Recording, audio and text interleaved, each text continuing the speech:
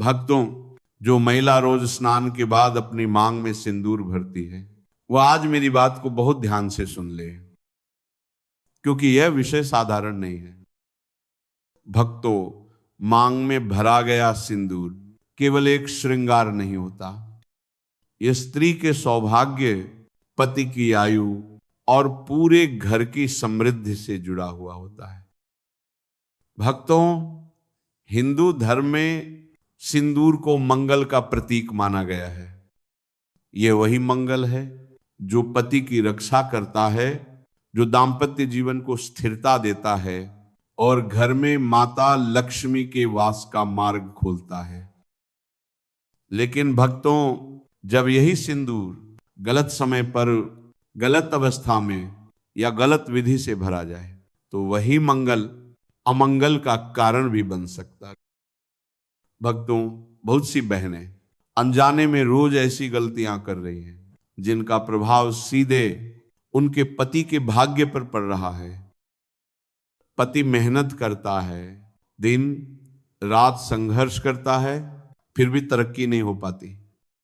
घर में बिना कारण कलह बढ़ने लगती है, मन अशांत रहता है, संतान पक्ष में भी बाधाएं आने लगती हैं। भक्तों, यह सब केवल बाहर के कारणों से नहीं होता। इसके पीछे कई बार घर के भीतर की छोटी छोटी धार्मिक चूक भी होती है। अब ध्यान से सुनिए भक्तों, सबसे पहली और सबसे बड़ी भूल रात के समय मांग में सिंदूर भरना। भक्तों, शास्त्र स्पष्ट कहते हैं कि रात्रि का समय विश्राम और शांति का होता है। रात में सिंदूर लगाना मंगल की उग्र ऊर्जा को सक्रिय करता है, जिससे पति के जीवन में संकट और वैवाहिक जीवन में तनाव बढ़ सकता है। अत्यंत आवश्यक हो तो लगाया जा सकता है, लेकिन इसे कभी भी आदत ना बनाएं।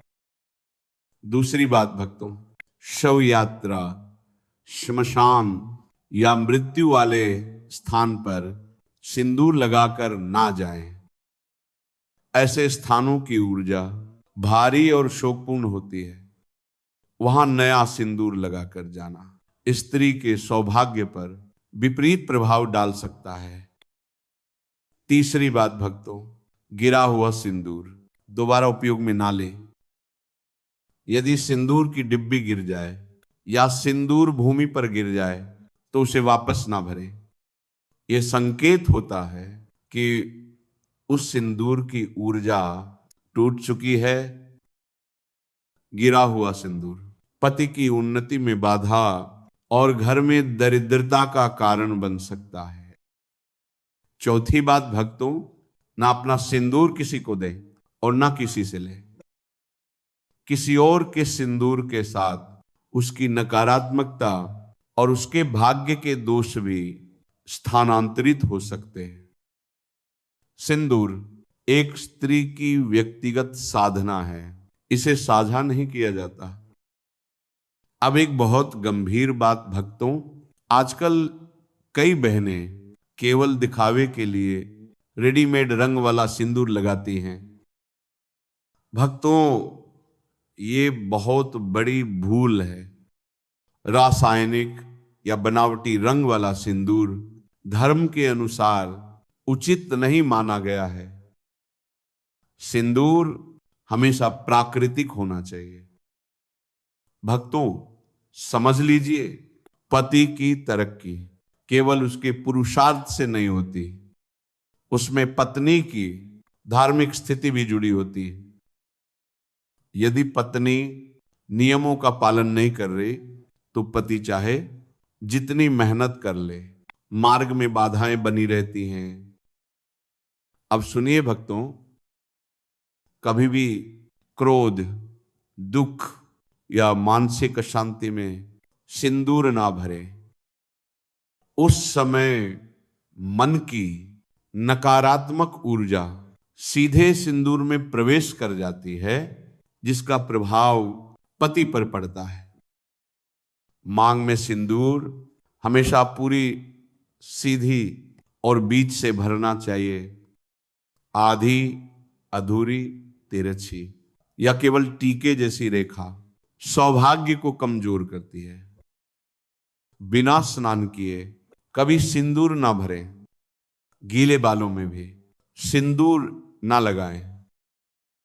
गीले बालों में लगाया गया सिंदूर पति के स्वास्थ्य पर विपरीत प्रभाव डालता है। मासिक धर्म के समय सिंदूर ना लगाना शास्त्र सम्मत है। ये ऊर्जा संतुलन का नियम है, इसे समझना चाहिए। अब एक अत्यंत शुभ उपाय सुनिए भक्तों। अपने प्राकृतिक सिंदूर में एक चुटकी शुद्ध हल्दी मिलाएं। हल्दी सौभाग्य, स्वास्थ्य और माता लक्ष्मी का प्रतीक है। इस उपाय को गुप्त रखें, किसी को ना बताएं। सुबह स्नान के बाद शांत मन से भगवान का स्मरण करके सिंदूर भरें। धीरे धीरे आप स्वयं परिवर्तन देखेंगे। पति की उन्नति, घर में धन का प्रवाह और पारिवारिक शांति बढ़ने लगेगी। भक्तों, ये मत समझिए कि सिंदूर केवल लाल रंग है। यह स्त्री के आज्ञा चक्र को सक्रिय करता है, मंगल ग्रह की ऊर्जा को संतुलित करता है। जब नियम से, श्रद्धा से और सही विधि से सिंदूर भरा जाता है तो वही सिंदूर घर के लिए कवच बन जाता है। इसीलिए भक्तों, मांग में सिंदूर भरते समय इसे केवल श्रृंगार नहीं, साधना समझिए, दायित्व समझिए और पूरे विश्वास के साथ निभाइए। क्योंकि स्त्री का सिंदूर सुरक्षित है तो उसका परिवार सुरक्षित है। जय श्री कृष्णा। राधे राधे।